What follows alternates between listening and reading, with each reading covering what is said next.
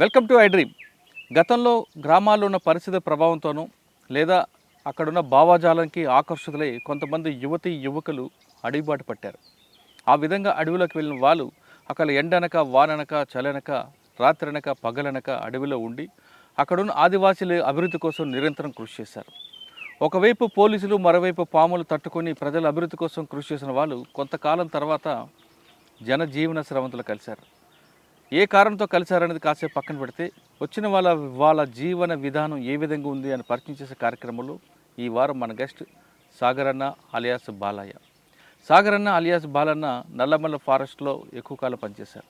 దాదాపు 8 సంవత్సరాల పార్టీలో పనిచేసిన ఆయన ఎందుకు బయటికి రావాల్సి వచ్చింది, పార్టీలో ఉన్నప్పుడు ఆయన చేసిన కార్యక్రమాలు ఏంటి, ఆయన చేసిన యాక్షన్ ఏంటి అనే చాలా విషయాలు తెలుసుకుందాం.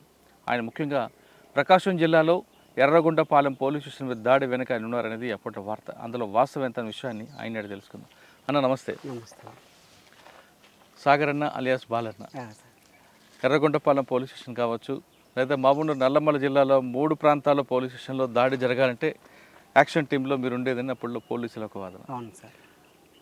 అంటే అప్పుడు పోలీస్ స్టేషన్ దాడి చేయడం వెనక ఉద్దేశం పార్టీ ఆదేశాలు తప్ప మీ వ్యక్తిగత కారణాలు కావు, అది కూడా ఆయుధాల కోసం మాత్రమే. ఎందుకు చేశారు, ఎందుకు వెళ్ళారు అనే ప్రశ్న సమాధానం చెప్పే ముందు మీ కుటుంబ నేపథ్యం, పార్టీలోకి ఎందుకు వెళ్ళాల్సి వచ్చింది, వెళ్ళిన తర్వాత మీరు చేసే మంచి కార్యక్రమాలు చెప్పండి.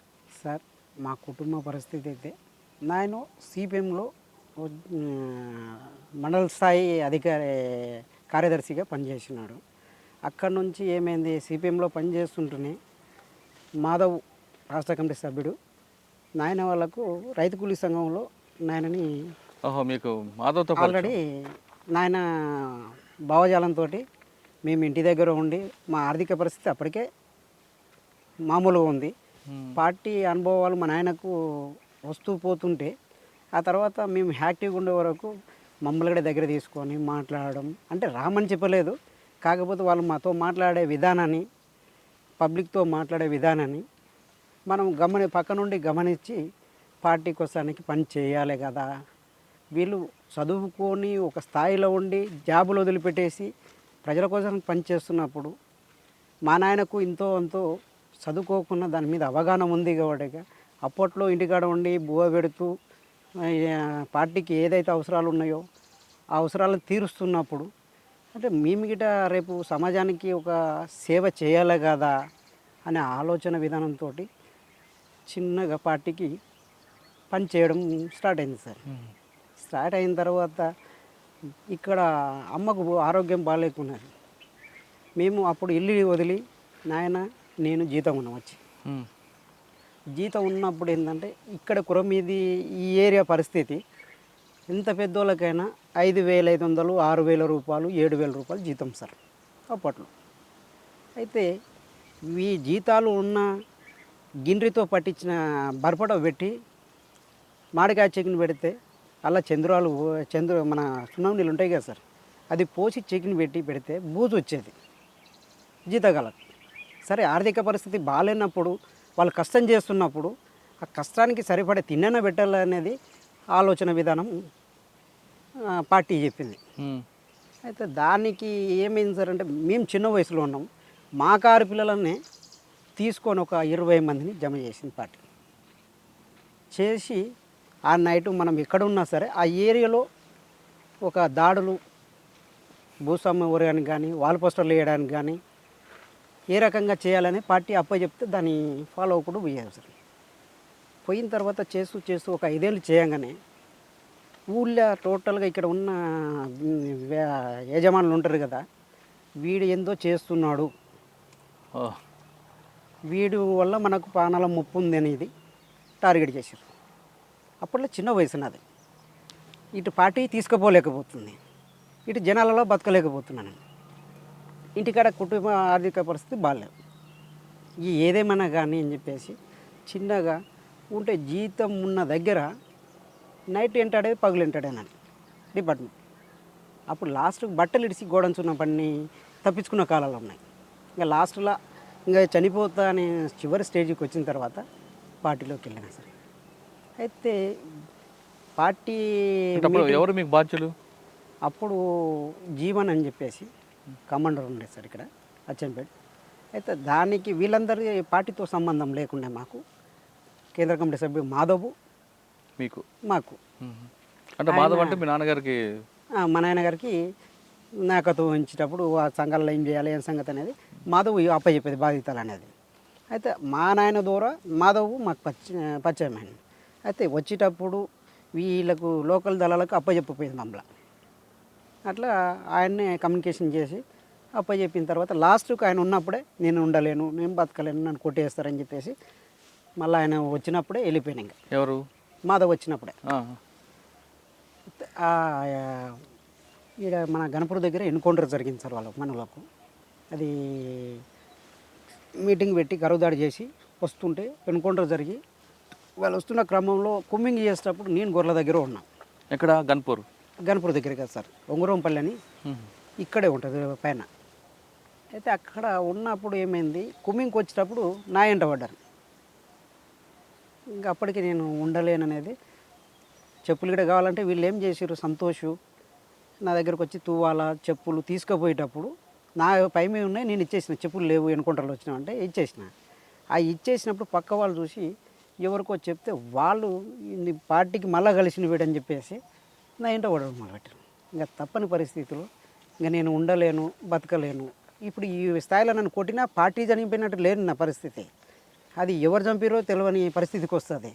నేను పని చేసి ఏం లాభం, నేను ఇంత రిస్క్ పడి లేదు, పార్టీలకి శాశ్వతంగా వెళ్ళిపోదాం, అదేందో దగ్గరుండి చేస్తే అయిపోతుంది కదా, నలుగురిలో నాకు గుర్తింపు లేనప్పుడు నేను బయట ఉండి చేయడం ఎందుకు, ఇంకా ఇంత రిస్క్ తీసుకొని అని డైరెక్ట్ పార్టీలోకి వెళ్ళిపోయాను. ఇప్పుడు ఏ సంవత్సరం? 2002 సార్. 2002లో పార్టీకి పూర్తిగా అజ్ఞాతం. అజ్ఞాతం. ఎక్కడ ఏ ప్రాంతాలు తిరిగారు అప్పుడు? ఇప్పుడు ప్రస్తుతానికైతే మహబూబ్నగర్ జిల్లా మొత్తం ఫస్ట్లో తిరిగినాం.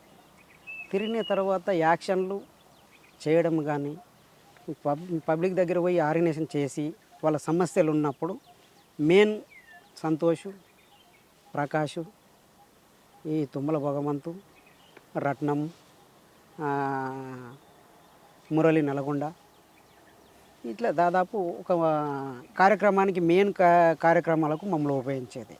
ఈ చిల్లర ఏంటంటే దళాలకే అప్పచెప్పేది ఏరియాకు. మెయిన్ నల్లమలలో సమస్యలు ఏమున్నాయి, పార్టీ మీకు ఇచ్చిన బాధ్యత ఏంటి? ప్లాటూన్ ఏ కమాండర్ సార్.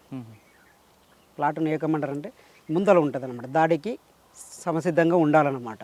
ఓకే, నాయకత్వాన్ని కాపాడాలి, ప్లస్ మనం చేసేటప్పుడు పెట్రోలింగ్ దానికి బయట ఉంచాలి, బయటికి వెళ్ళినప్పుడు ఏమైనా దాడులు చేయాలన్నా ఇది వెళ్ళాలి. అంటే ఎలాంటి కష్టకాలంలో కాపాడాలన్నప్పుడు ఈ టీం బతకడానికి సావడానికి సిద్ధంగా ఉండాలన్నమాట. అట్లయితేనే ఏ టీంలో ఉంచుతారనమాట. బి టీం ఏంది, నాయకత్వానికి భద్రత వహించాలి. సి టీం ఏంది, వెనక నుంచి వచ్చేదాన్ని ఎదుర్కోవాలి. కానీ ఎంతసేపు ఉన్నా ఏ టీం మీదే దాడి జరుగుతుంది. ఎంతసేపు ఉన్నా ఏమవుతుందంటే ముందర అబ్జర్వేషన్ చేసేదే, పెట్రోలింగ్ చేసేది అదే, దళానికి భద్రత ఫస్ట్ పొజిషన్ తీసుకునేది అదే. ఏ టీంలో ఎంతమంది ఉంటారు అంటే ప్లాటూన్కి వచ్చేసి 30 నుంచి 60 మంది వరకు బయట ఉంటుందంట. అంటే బయట నుంచి వచ్చిన వాళ్ళు గిట్ట వాళ్ళ టీంలకు ఇంకా అప్పుడు దీనిలో తీసుకోవాల్సిందే. ఎందుకంటే దళాలని ఆడ వేరుపాటు చేయం మేము. ఎంతసేపున మైదాన ప్రాంతాల్లో పని చేసినా, నల్లమల్ల చేసినా ఈ ప్లాటూన్లో కలిసే వరకు అలా సభ్యులు జీలదీస్తాం. జీలదీసి ఏ టీం అయితే మినిమం 11 నుంచి 12 మంది ఉంటుంది. బి టీం ఉన్న నాయకత్వం, మెయిన్ నాయకత్వాన్ని ఎంతమంది ఉన్నా సి టీం విడగొడతాం, దానికి 10-12 మంది ఉంటాం. ఏ టీం 10-12 మంది ఉంటాం. మెయిన్ నాయకత్వాన్ని మధ్యలో పెడతాం, దాని భద్రత. అది ఏ టీంలో పనిచేస్తారు? ఏ టీంలో పనిచేస్తున్న సమయంలో మీకు బాగా గుర్తుండిపోయిన సంఘటనలు చెప్పండి. అంటే దాడులు, ప్రతి దాడులు. అంటే ఏ టీంలో పనిచేస్తున్నప్పుడు శ్రీధర్ అని చెప్పేసి మన రాష్ట్ర కమిటీ సభ్యుడు, ప్రకాశం జిల్లాలో పుల్లల చెరుకు దగ్గరలో. అయితే మేము నల్లగొండ వాళ్ళని, ఇది గుంటూరు వాళ్ళని కలిసేటప్పుడు ఇక్కడ మాధవ్, రామకృష్ణ, శాఖమూరు అప్పారావు వీళ్ళందరూ ఇక్కడ కమ్యూనికేషన్ చేసి మీటింగ్ ఉంది. అక్కడ కలిసిన తర్వాత మేము మహబూబ్నగర్ నుంచి అక్కడికి వెళ్ళిపోయినాము. వెళ్ళిపోయిన తర్వాత ఒక 3-4 రోజులు అక్కడ లోకల్ పనులు చేసి దానికి సరిపోయే ఫుడ్ క్యాంపు కోసానికి చేసినాము. చేసి శ్రీధర్ వాళ్ళ భార్యని తీసుకుపోవాలే, అతని దగ్గరికి చాలా రోజులు దూరంగా ఉండి అని చెప్పేసి పంపించారు మమ్మల్ని.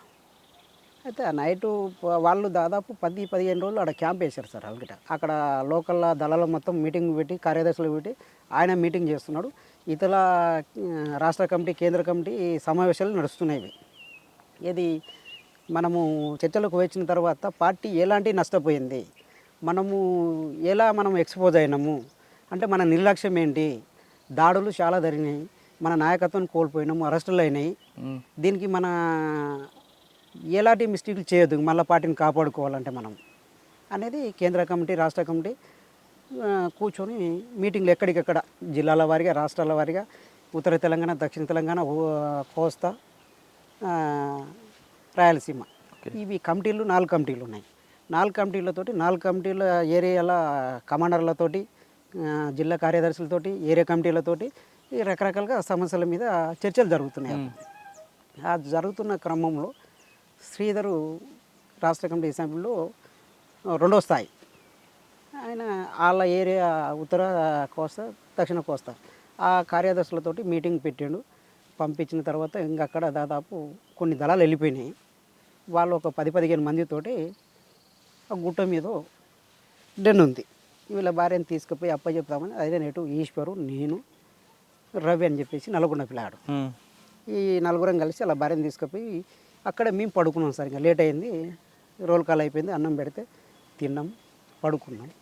అయితే ఏం చేసిండు, పొద్దుగాల పూట నా ఎమ్మటి రాసాగర్ అని చెప్పేసి బాత్రూమ్కి పోయేటప్పుడు వాళ్ళిద్దరు భార్యాభర్తలు వచ్చి క్యాంప్లో కలిసి తోలుకొని పోయేటప్పుడు బాత్రూమ్కి అలా గన్మెన్లు నేను పోయాను సార్. పోయిన తర్వాత 5:30కి వెళ్ళిపోయినాం. వేళ 6-6:15కు తెల్లారుతుంది. మేము 5:30కే బాత్రూమ్కి పోయి కూర్చొని లేచిన. నేను ఫస్టే గుట్టంచుకుపోయినా, నా అందరికంటే ముందు అలా కూర్చొని లేచి చూసినప్పుడు కవర్ సపడైంది కింద. బాత్రూమ్కి ఎవరు పోయారు అని చెప్పేసి ముందుకు వెళ్ళాను సార్. నేను ముందుకు వెళ్ళే వరకు కిందికి బండలేక కిందికి నేను మబ్బులో గాని వస్తలేదు.